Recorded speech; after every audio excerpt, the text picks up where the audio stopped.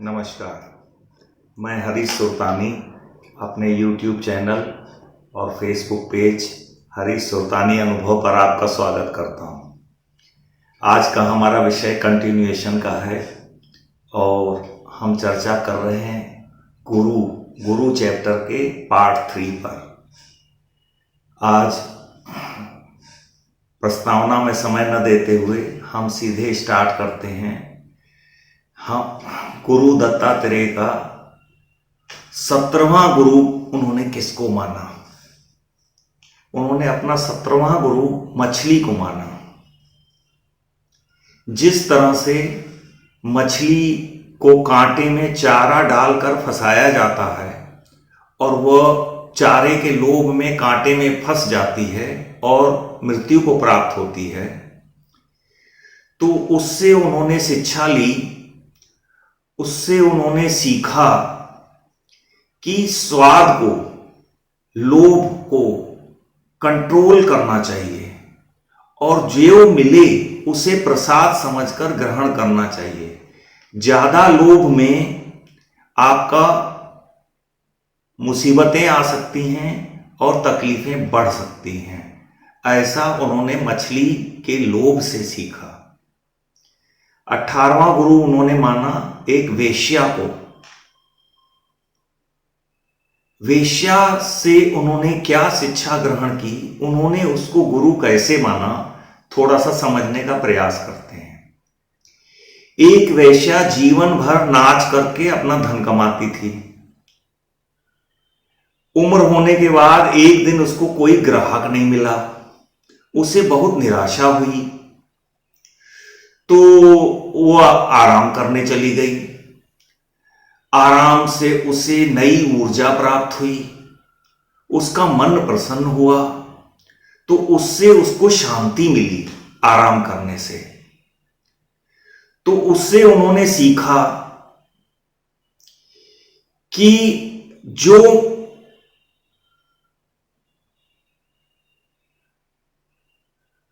किसी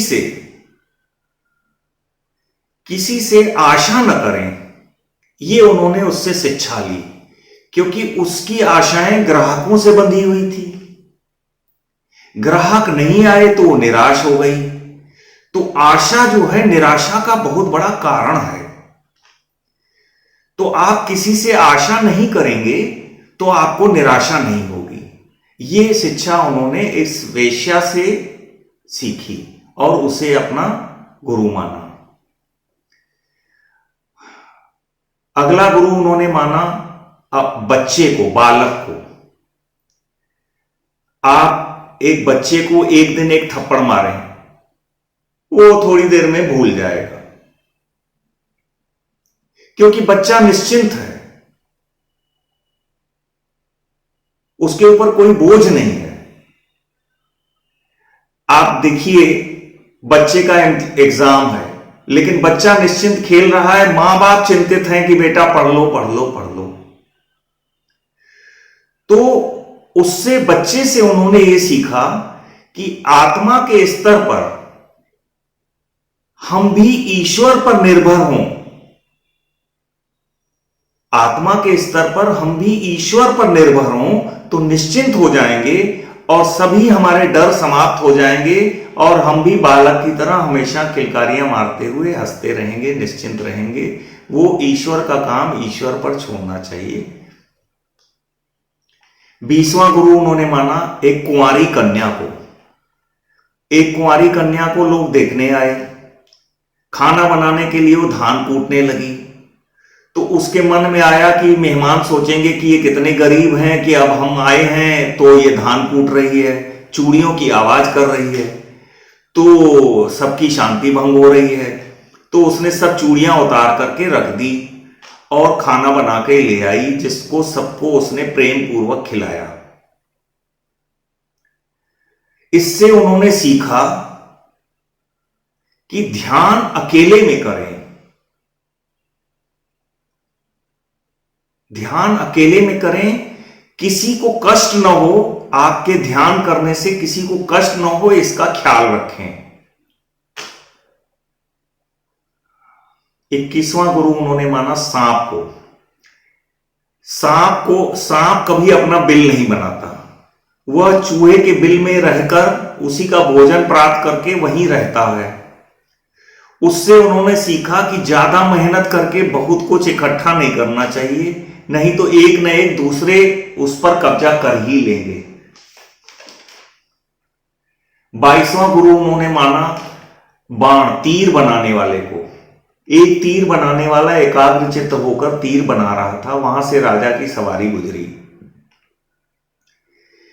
और उसको ज्ञान भी नहीं हुआ। राजा आया, ढोल नगाड़े बजे, उसने किसी की तरफ ध्यान नहीं दिया और ये गुरु दत्तात्रेय देखते रहे और उससे उन्होंने शिक्षा ली कि ईश्वर ने आपको जो भी काम दिया है उसको पूरा एकाग्रचित्त होकर करें तो उस काम में आपकी सफलता निश्चित है। 23वां गुरु उन्होंने माना मकड़ी को। मकड़ी अपने मुंह से जाला बनाती है और फिर जरूरत पड़ने पर उसे निगल भी लेती है। उससे उन्होंने शिक्षा ली भगवान भी ऐसे ही होंगे, हमें उत्पन्न भी करते हैं, पालते भी हैं और फिर मकड़ी की तरह निगल कर समाप्त भी कर देते हैं। तो ईश्वर भी ऐसे ही होंगे मकड़ी की तरह। 24वां गुरु उन्होंने माना भृंगी, ततैया, बर्रे। बर्रा, एक बार एक बर्रा एक कीड़े को पकड़कर और अपने छत्ते में उसने रख दिया और फिर दूसरा कीड़ा पकड़ने चला गया। तब तक वो कीड़ा तरह तरह के उसको बुरे बुरे विचार आने लगे और उसको लगा कि अब ये बरैया लौट के आएगा और मुझे खा लेगा, मैं समाप्त हो जाऊंगी। और बरैया बर बर करके आवाज करेगा और वो ऐसी ही सारी जैसा जैसा वो बरैया करता है वैसे वैसे भावनाएं करने लगा। तब तक बरैया लौट आया और उसने उसको खा लिया और फिर उसको खाते ही उस कीड़े को बरैये के रूप में जन्म हुआ। तो इससे उन्होंने शिक्षा ली कि मृत्यु के समय हम जैसी भावनाएं और करके अपने प्राण त्यागते हैं वैसा ही हमें जीवन मिलता है। इसलिए अपने अंत समय में प्रभु का ही स्मरण करना चाहिए, अपने ध्यान को प्रभु के स्मरण से भटकने नहीं देना चाहिए।